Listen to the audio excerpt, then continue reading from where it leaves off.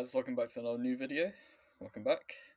Today's we're going to cover how to answer 12-mark questions and how just to ace them and just how to generally revise them, and I'll share some top tips and tricks along the way.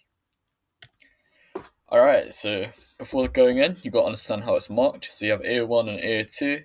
A1 is content, which is worth 3 marks, and A2 is the general assessment throughout the paragraphs, worth 9. So what does this mean?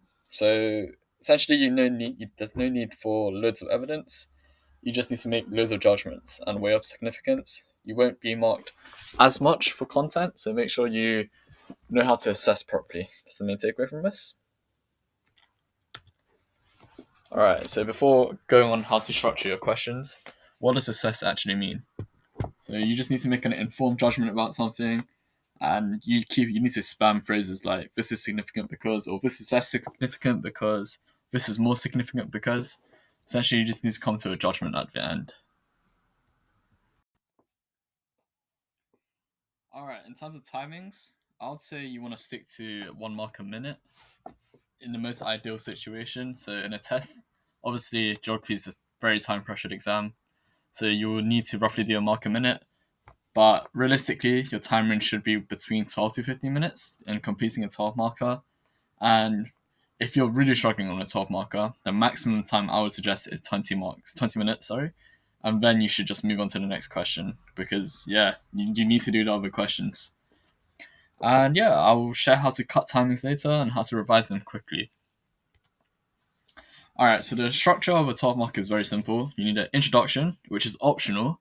A lot of videos I've watched said it's optional, but I suggest you just do it. It could be literally 2 lines, and it just makes your work look a lot smarter. And especially when you're examining a couple thousand, essays, having a little introduction can just set you apart from the rest and just make you look way more academic and smarter. And the examiner will favor you probably. And then you need 3 main paragraphs exploring your different factors depending on your question. And this is a big thing, never skip your conclusion. The final part, you always need a conclusion because it's an assessment. A lot of people make the mistake of not assessing throughout, but they can gain a few marks at the end if you can just assess at the end of the conclusion. And as you can see by the thing I wrote here on number 3, even if you don't assess throughout, this little conclusion can help you gain the marks. Alright, so how to structure an assess question. So as I said before, introduction, and then paragraph 1, you want to talk about 1 factor, paragraph 2, second factor, paragraph 3, the third factor. And then you want to be assessing throughout, so you want to be making comparisons throughout the paragraphs. So you're assessing throughout, and make sure you do this as this will gain you the maximum marks. And a conclusion, as I said before, I'm going to teach you how to assess on the next slide. Sorry about that. So instead of teaching how to assess now, I'm going to actually teach you how to do the optional introduction, but I would highly recommend this introduction. So step 1 would be to define any key terms. So as you can see here, assess the reasons why some communities are more vulnerable than others to tectonic hazards.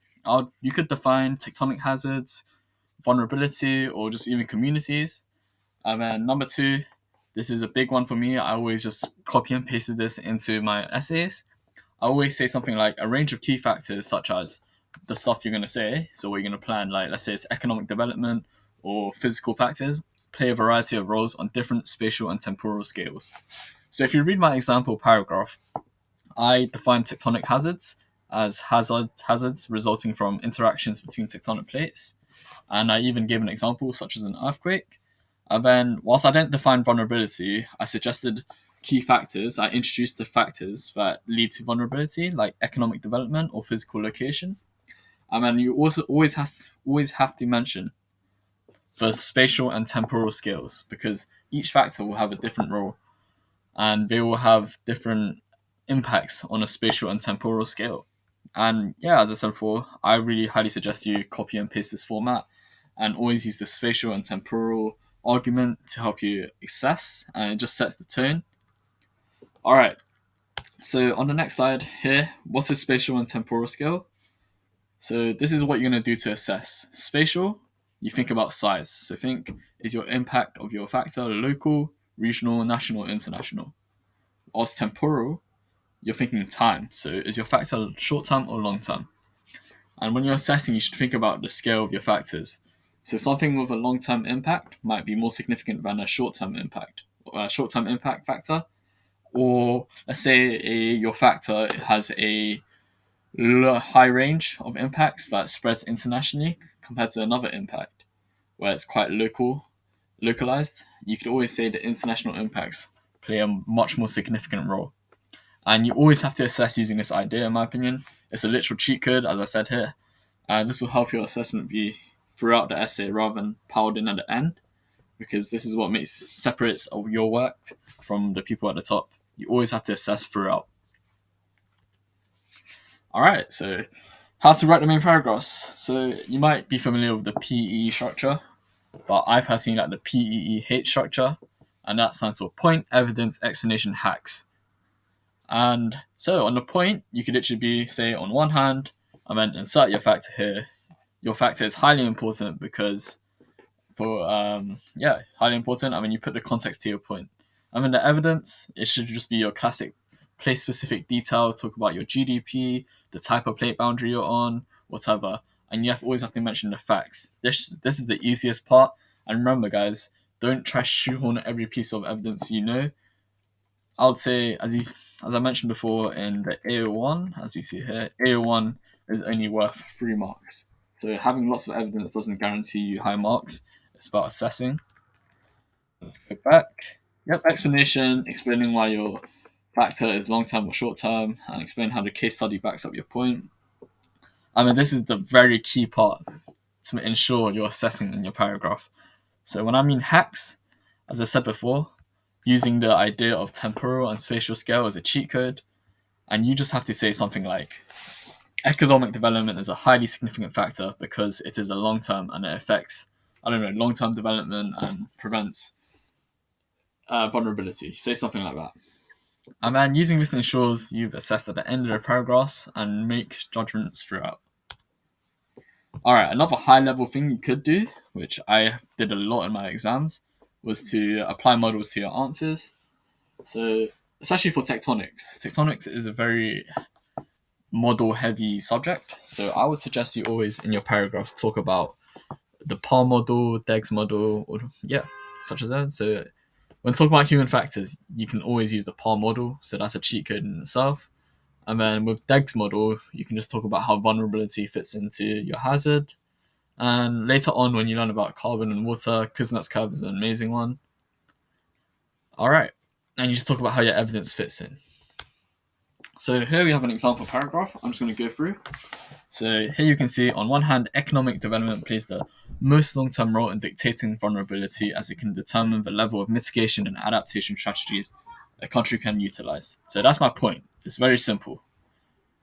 I'm literally saying economic development plays a highly important role. Okay, I'm literally assessing right here the most long-term role. And then I give my evidence. Notice how my evidence is literally talking about GDP, nothing else. I don't try to add anything else. It's very simple. And then when I explain it, I say, as a result, the Haitian government have less income to invest in hazard mitigation strategies, like hazard-resistant designs.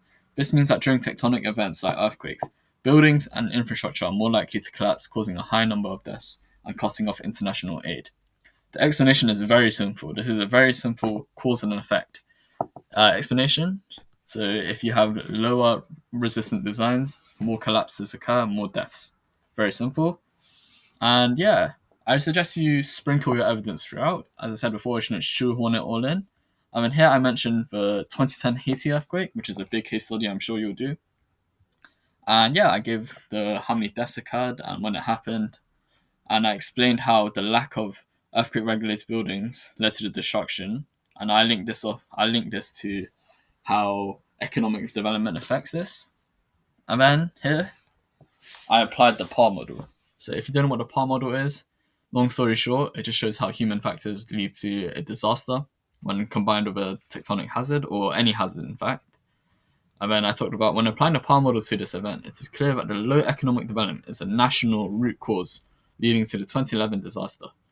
Sorry, that should say 2010, not 2011. And its effects of the low income are large on a spatial and temporal scale. All right, notice how I keep on going back to national. I'm talking about spatial scale. So I'm talking about how it has national effects, not it's not limited just to local effects. And I'm also going to talk about how long term. This shows that low economic development is highly significant in increasing a community's vulnerability as it plays a long term, say, look, I said long term here, and a national role in increasing vulnerability as it dictates the level of preparedness of a country. This is a very simple paragraph. I think you could even make this better, in my opinion. I could have said a lot more, so I made a little mistake of saying it was 2011. And yeah, you could expand a lot more, but this will give you a lot of marks because I've talked about spatial scale and this temporal scale. So you just got to make sure you keep on using this idea of spatial and temporal scale, and you can never go wrong with it. Now, moving on, how to do the conclusion. It's very simple. Reiterate your point, stating definitively what your conclusion is. So you literally just have to say, in conclusion, economic development is the most significant factor in increasing vulnerability. Something along those lines. A common mistake I see a lot of people make, or I've seen people do, is introducing new ideas.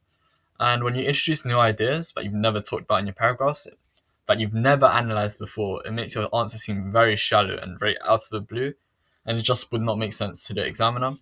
So having reiterating your points and restating your ideas would make your arguments a lot more coherent and just a lot more sense to the examiner.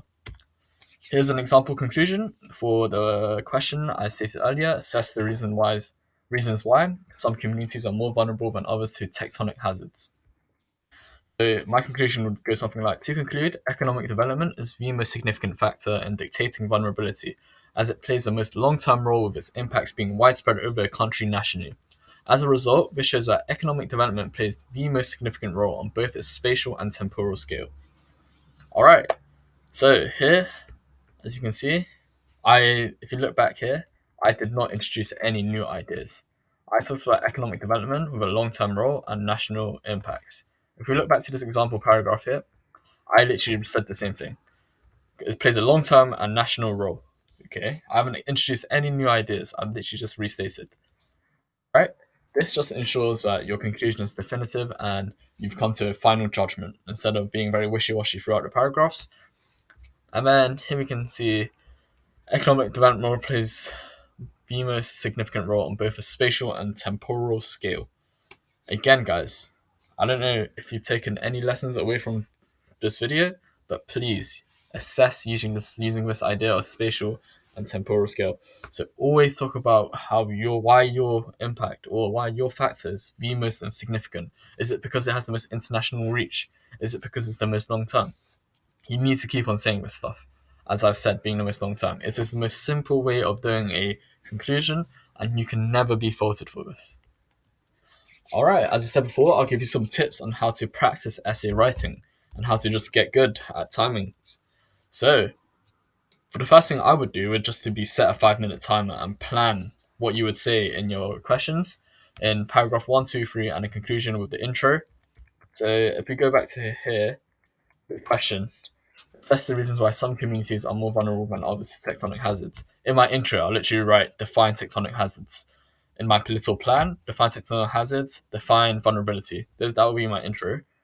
And then paragraph 1, economic development. No need to say anything more, just talk about economic development. Second factor, physical location. And third factor, you can talk about governance, for example. You need to just list 3 factors, and then that will roughly guide your whole essay. And a conclusion, I wouldn't say you need to plan it straight up, but you should always have a rough idea of which one is the most significant in your eyes. So I think even if you don't agree with it, I think like the ones that is very easy to argue all the time is human development, or the human factors are often the most significant because you can control it or something else like that. Or you can say, just think about what you would say, what's the most long term, and that's the most significant role. You need to have a balanced argument, but you can literally just say it's the most long term, and that'll be your conclusion. So you don't need to entirely plan your conclusion, but having your 3 factors, just think about which one's the most important. And yeah, initially when I did this, I found it very difficult because I found it very time pressured as geography essays, because I'll just run out of time after 5 minutes. I'll be stumped on a question, but I'll just keep on doing it within 5 minutes, and then you'll realize that geography essays are actually very formulated. They're pretty similar to a maths formula, in my eyes. You just have to keep on using the same structure and just rearrange your points slightly.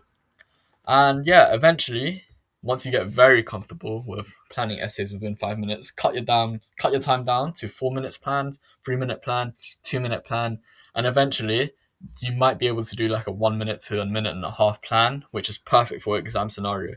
So I feel this is the smartest way of revising essay writing. If you're not a fan of writing essays entirely in full in like 20 minutes or something, this is definitely what you should use instead if you can't be arsed or too lazy to actually write an essay.